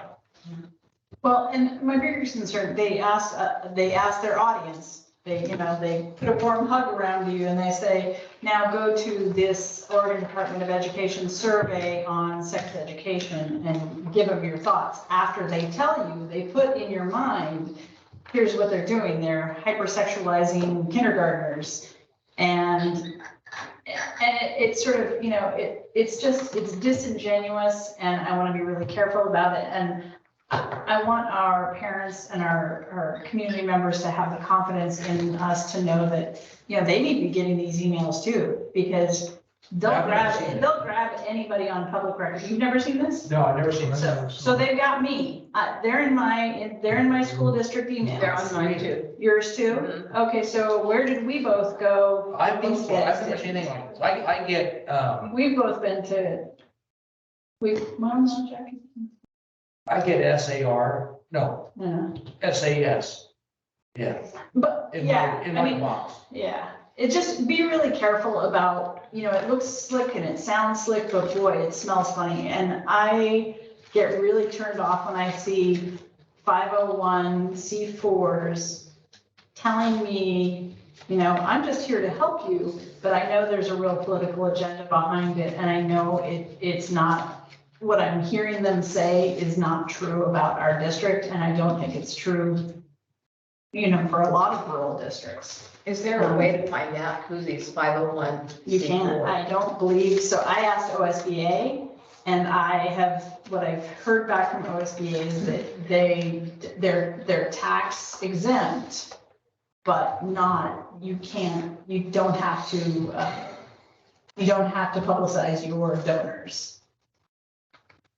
How about their line of officers and stuff? Who knows? I don't even know not to be an alarmist, but I don't know if it's Russian misinformation. Like, I have no idea, but that's the thought. You can't tell, so you really don't know where that information You don't comes know from. who those people are. And that's so worrisome for me, because I think that there's a lot of external efforts, external to the United States, efforts to dismantle us from within, and through school boards, through the places where we're most vulnerable, which is our communities. And I would just see, if you see something that looks concerning, ask John about it. He's really great at finding information. And that's all I will say about it. So, But I haven't delved into it. no, I took one look at it and I was like, who is this? Because they were saying really, John, would you bring in, next month, would you bring in a copy of the Body Shop from like first grade? Or is there a kindergarten version? Yeah. Okay, kindergarten and first grade, just for like an example to show the board what the kids are seeing. And I would like to know what's in our library, but I don't have the time to go there. You gotta go in. I know, I've been trying. But John, is the curriculum that you and I have talked about, is it all together, the high school and the elementary school? Minus some of the high school stuff, all the elementary stuff's in the box. The high school stuff, it has to get generated more from online materials, so we have to print it, but most little kid stuff is a lot of pamphlets and material. Yeah. We got a sample of each of them. Okay, great. Thank you. Okay, all right. Let it- I'm done, thank you. Sorry, it just got me all bothered. Good. I would like to thank the Freesport Boosters Association for their generous donation to our band. It's kind of nice to, if I can't go to one of the games, I can hear the band in my house, playing. It's really nice to hear that for a change, because we haven't had it for so long, it just gives that little spirit. I just want to be, have Larry be aware of how Uptown Funk. I have a great video of my 3-year-old singing Uptown Funk. That was one of my grandson's favorite songs. No, thank you, boosters. Mr. Davis, sir, I'm great. any comment? Bob, any comment? I'm good. Next meeting, I am back east. So I'll be- Do you want the virtual option, or you need to wait for a month? It will be I've done it. 8:30, I doubt I was gonna say, I've done it from the it. East Coast. It makes for a late night. If that's okay with everybody. Yeah. I shouldn't miss any more of it. Well, I just want to say thank you to the board for picking up the slack in my absences. And we're going to be back for good now. The good Lord called me up or whatever, but you know, we're doing some positive things. I appreciate you being so involved and, you know, helping us keep John and the good things that's going on. I mean, I think we're making strides. It's just nice to hear positive comments when we're away from our district. And, you know, work and got our butts handed to us in football, but yeah, the comments were good and, you know, everybody knows Lynn's face and knows what kind of program he runs and it was reflected in, and the boys and, you know, just when you do some damage, when coaches come in for a short time to do as much damage as happened to us, it takes a while to rebuild and I seen that firsthand. we're taking it, you know, we're taking it in stride. So I want to thank everybody, thank you guys, and we'll just keep doing what we're doing. And with that, no other comments. We're going to talk about future agendas, September 28th and 29th. John will be in Salem for the Cost Educators Club Equity Summit. October 11th is our monthly board meeting. And Miss Bob, but, you know, good luck at East. November 1st is the OSBA Legislative Roadshow. That's pretty informative. And Rachel's gonna cook us dinner. So 6, and of course, we're probably gonna have beef. I don't eat beef. What? I eat steak twice a year, but the rest of the time I don't eat beef. Do you grass eater? And where do you think, how do you think the beef grows from the grass? And also make sure that if you plan on going to the November 9th OSBA annual convention, you can let Charmin know that so she can get us signed up. Where's it at? It's gonna be in Portland, I'm sure. Mr. Jones, Yes, sir. I've been given a checklist here to confirm who is attending each of these events for Charmin. So on October 7th, Saturday, 9 o'clock to noon, Vince Adams is here. Can you give me a yes or no if you're going to be Yeah. here? Sorry, you said October 7th, 9 to noon? Saturday, October 7th, 9 to noon. Okay. So Bob said yes, I heard Jack, Carrie, Jones, Hold on a minute. You know, that's opening, that's opening day of Deer Season. Old Road. Keep checking. Yeah. He'll be done by then. Yeah. What time is it gonna start? 9 in the morning to noon. Here. Here, with Vince Adams, one of our. And do we, remind us, John, did we have a preset agenda? We left off with Where our were we at? board operating agreements, but you may want to discuss listening sessions and some getting input from community and ideas that OSBA recommends, so you follow a good pattern. Okay. I'll be here, but I'm probably gonna get flattened tires because there's nobody cook pancakes at the Grange that morning. Have you ever had one that carries pancakes? Oh, yeah. All Yeah. plate. How's that figure out? And But I'll be here. November 1st, that's in the evening down in Coos Bay. The legislative roadshow, that's when OSBA comes to us, just down here in the ESD. Who is attending, and I'm going to drive if you're not wanting to drive in the dark there. Or I need to follow or That's something. a Tuesday night, I think. I don't think so. Okay, so no carry So over. November 1st? It's November 1st, What day? South Coast. What day is East. I can try it, John. My phone, day is that? Say again? It's a Wednesday, so that's a Wednesday Wednesday. night? Okay. Maybe. I was there once before. We did it last year, all of us were there, weren't we? Yeah. What time are you gonna leave? It starts at 6, so we would leave at 5. It's a 45-minute drive in traffic at the worst. Are you offering to drive again? I will carpool down and take as many people as want on the ride. You just got a pretty good I think raise. it's pretty good. I'm gonna get you home. And he's a responsible driver, right? Yeah.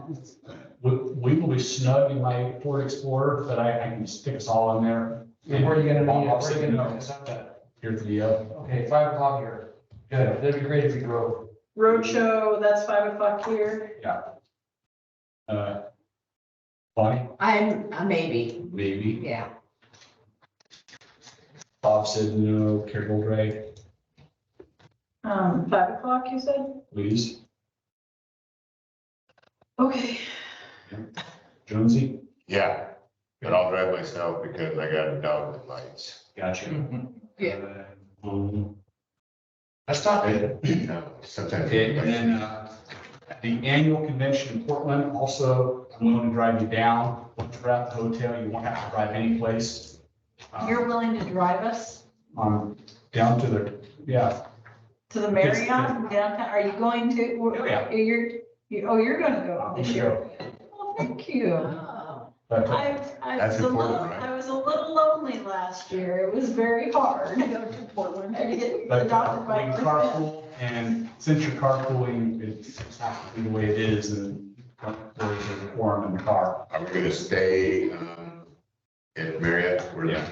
Yeah. We want to know right away if we get rooms. Yeah, So I think I had already committed, Where right? you going, Gary? what's the date on that? Okay, so Nine. Bob, and from the 11th. So we Carrie leave, Oldright, Yes. yes, Jack Daly, Yeah, if you're gonna drive. okay. Bonnie, I'll say yes for now. I'll know more by the end of this month. Jonesy, Yes, sir. okay, got Cory in the rig. Perfect. And I'll drive myself again. Because I'm probably taking my cattle trailer, stop at Madras to get a new bring it bull. You're gonna have somebody valet park your cattle trailer? They'll just park the whole damn thing. What? They'll park the whole damn thing. Yeah. Do we not just would have had it grand at the Grand Hotel there in Salem? did. Ever been there? That's a dandy. He just likes to show off. He's just got to own this like crazy. Carrie Oldright, board work session on the 7th, yes or no? Yes. Yes, gotcha. Thank you, Mr. Jones. October Everybody. 7th, I think I already got that All one. right. 9 to 12. November 1st, 5 PM at the district office. November 9th. So I had, okay, what do I have here? So the 9th through the 11th, but we leave on Sunday morning. Isn't there a Sunday morning activity for the, Yeah, that they wrap up pretty quick. but it starts on the 9th though? Yeah, so Sorry. let me have Charmin give you So what are we doing? reservation, because we probably want to go down the evening prior. So, yeah, we'll get you a leave date and leave time. Yeah, I'll just keep that zone on my So we'll calendar. get there on the 8th. Evening, yep. Yeah. Okay, cool. And I may or may not carpool with you, Okay. if I can convince my I will. family to go, I might take. I can't take my truck in the morning. I will have it. I have bullet holes in it. Can't do that. Oh, stop it. I just took my 9-year-old and traipsed all over downtown Portland. It's fine. It smells a little bit like pee, but what are you gonna do? I mean, All I can say is you're much braver than me, because I'd have to shoot back. My truck screams redneck, racist, homophobe, whatever they want to title me, that's what my truck screams. That's for you. Yeah. Okay, we're here. Black guy beat me up.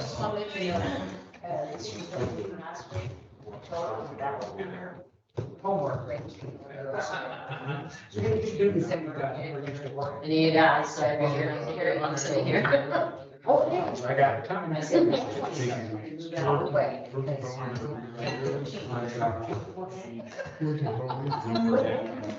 they're hoping that you'll break some of your. Yeah. Well, that's it. Great. you know what feels good? 8 o'clock feels good. Yeah. See you tonight. Have to admit. Go fishing tomorrow. Yeah, Jeff. It's gonna be like 100 degrees out there. And still, it's gonna potentially eventually. We're supposed to be in the 90s. When you're on the river, when you're in the river, you got that wind coming up. Yeah, he said. There's not gonna be any- It's gonna be a heat dome, and it's gonna be snow, but you know, we just see on the water, Carrie. You know, I miss, I'm just I trying miss, to. I miss not being on the water. Are you gonna be able to? And Jack takes me. They should take you to the Oh, office. No. Really? Because I think. Are we adjourned? Yes, sir. No, press the fire. Nothing happens.